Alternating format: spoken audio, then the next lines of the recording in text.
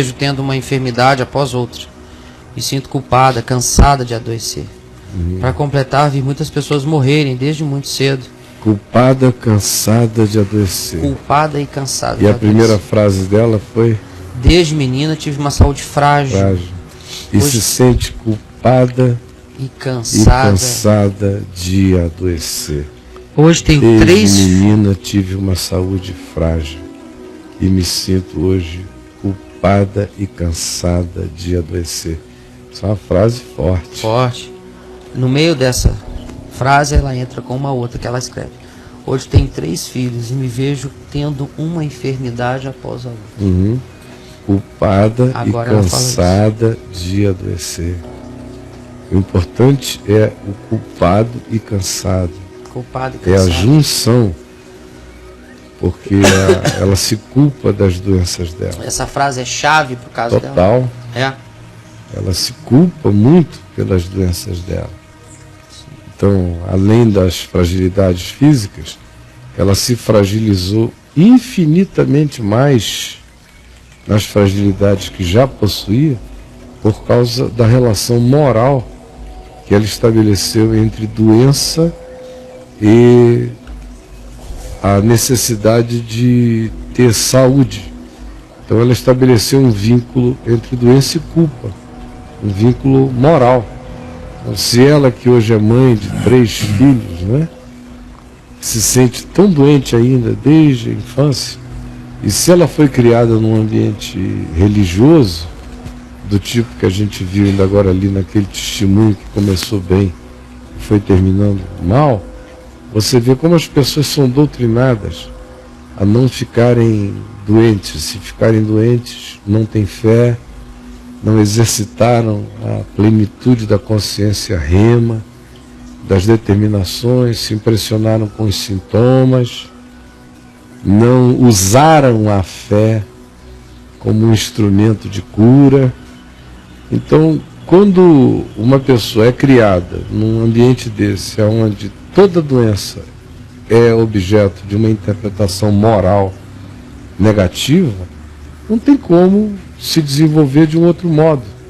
Já tem uma saúde fragilizada. O ambiente interpreta toda doença como falta de fé. Quando a pessoa é criança e é uma doença depois da outra, a interpretação é: tem algum problema com os pais. Seus pais pecaram para que fosse tão doente assim. Quando a pessoa fica maiorzinha e a igreja entende que ela pode começar a agir pela fé, e ela continua doente, começam as pessoas a dizerem: você está doente assim porque você não exerceu a sua fé.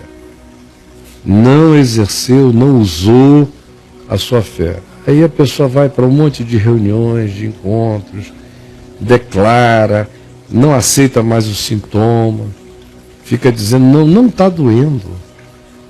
Está uma dor desgraçada, está uma coceira danada, está uma chatice do inferno, está um comichão do capeta. Mas o cara não está coçando, não. Não está, não. Isso é só um sintoma, não estou nem aí. Coisa devorando o cara ali por dentro e não está doendo meu dente, não. Isso é uma impressão aqui, é um marfim sensível. Não é o meu dente, não dói, eu sou crente. E aí a pessoa vai fazendo esses exercícios. Chega uma hora que não aguenta, é claro, né? Arrebenta tudo, é dor para todo lado, se entrega e fica mais culpada ainda. Porque fica ouvindo aqueles testemunhos de gente que diz: olha, eu defini, decretei, assumi, parei, sequei as minhas enfermidades com as minhas determinações. A pessoa ouve, de novo investe e não acontece. Aí vai ficando cansada, cínica e culpada. Muito culpada. Começa a dizer: não, isso só acontece comigo porque eu não me aproprio em fé. Então hoje, meu marido sofre, minhas filhas sofrem, todo mundo sofre, eu sofro porque eu não me aproprio das curas em fé.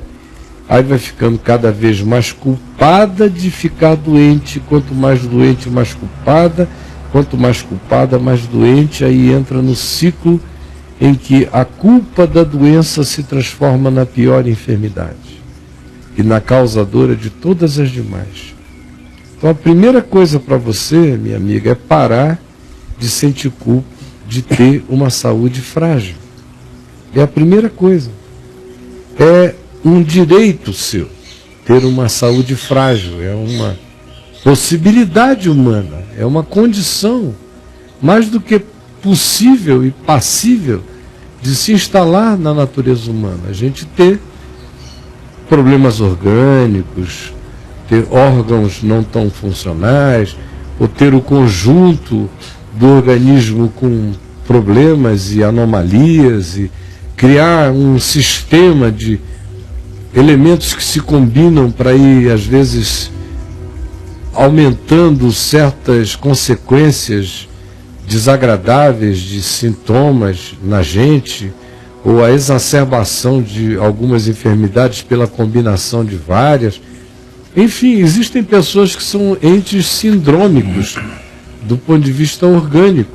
E a primeira coisa que você precisa é aceitar que você tem uma condição de saúde que não é a ideal. E parar de lidar com isso de maneira moral, de maneira culposa, de maneira neurótica. Parar. A segunda coisa que você tem é que, em tratando com naturalidade a sua condição, pode acontecer com todo mundo, tem uns que nascem cegos, outros surdos, com problemas diferentes, congênitos, você tem uma condição que evoluiu numa síndrome orgânica de fragilidades. Quem sabe seu sistema imunológico é baixo, eu não sei o quanto que você já pesquisou medicamente para entender as funções e disfunções do seu corpo, mas uma vez tendo compreendido isso e parando de viver essa culpa moral pela fragilidade da sua enfermidade, você chega agora, minha amiga, e diz: eu descanso em Deus mesmo, de verdade. A multiplicidade dos meus males estão todos diante de Deus, e diante dele ficarão. E eu coloco diante dele todas as minhas enfermidades, todas as minhas sequelas, porque ele tem cuidado de mim. Aí você tem que fazer uma quarta coisa depois disso. Uma vez que você tome essa decisão no seu coração e continue a fazer os seus tratamentos, você vai experimentar uma situação nova dentro de você, que é poder tratar da saúde sem culpa. Tratar da saúde sem culpa cura a gente com uma rapidez enorme. Agora, tratar da saúde com culpa, vinculando a saúde ao próprio fato de estar doente, a fragilidade de fé da nossa vida, nos adoece infinitamente mais. Você vai ficando doente da doença muitas vezes se não parar com isso. Hoje, você já tem doenças da doença, da doença, da doença. A sua doença ou a sua condição foi gerando netos, bisnetos, tataranetos, já que decorrem desse fluxo. Parar o fluxo nesse momento é o que você tem que fazer. Fazer os seus tratamentos sem aflição. E iniciar, em último lugar, queria dizer a você, uma atitude de louvor no coração. Louvor. Cânticos espirituais, salmos, uma atitude de gratidão. Toda vez que você for lidar com a sua doença ou com os seus achaques, faça isso com gratidão, substitua a culpa, a reclamação, o ó Deus, porque eu, ai Senhor, de novo isso, ah não, pare com isso. E comece a agradecer a Deus pela totalidade do seu ser. Porque você é tão maior do que o que prejudica alguma coisa em você, que você não tem nem ideia. Você é infinitamente maior. O que em você dá certo é bilhões de vezes mais do que o que em você se complexifica. Então pare, comece a agradecer de coração ao Senhor por tudo, dando graças ao Deus e Pai. Até na enfermidade que você pede a Deus que cure, você pede a Deus que você aprenda com aquele processo toda a sabedoria que você precisa aprender. Então, tome essas decisões simples e você vai ver como a sua mente vai mudar. E quando a sua mente mudar e a sua atitude para com você mesmo, para com a sua enfermidade se desculparem, forem todas absolvidas pela graça de Deus, você pode ficar doente. Na hora que você souber que pode ficar doente, você vai começar a ficar curado. Hoje você nem se permite ser curada, nem ser tratada, porque a culpa da enfermidade vai adoecendo você sine die. Agora, pare, admita essas coisas que você vai ver. Entregue-se, confiante e descansadamente, você vai começar a experimentar a graça que cura dia a dia no seu coração. Sua saúde vai melhorar uma barbaridade se você tirar a culpa do diagnóstico das suas enfermidades. Alguém quer dizer alguma coisa? Descanso, isso, você falou agora de gratidão. Descanso e gratidão são necessariamente vinculados? Ah, sempre. Sempre. Toda pessoa que descansou no Senhor está grata, porque o fruto da paz é gratidão. Não existe paz no coração que não fique imediatamente carregada de gratidão. O descanso também é grato, não é? O refúgio, você entra ali, que alívio. Então, gratidão é condição sine qua non para a gente se manter no estado mental e espiritual de descanso. Sem gratidão, a gente entra e sai disso assim, não fica, não permanece nenhum descanso em nós. Ele permanece quando? Na contradição, no ainda que o Salmo apresenta, o Salmo 46, ainda que, pesado aquilo, você diga: o Senhor é o meu refúgio, fortaleza, socorro bem presente nas tribulações.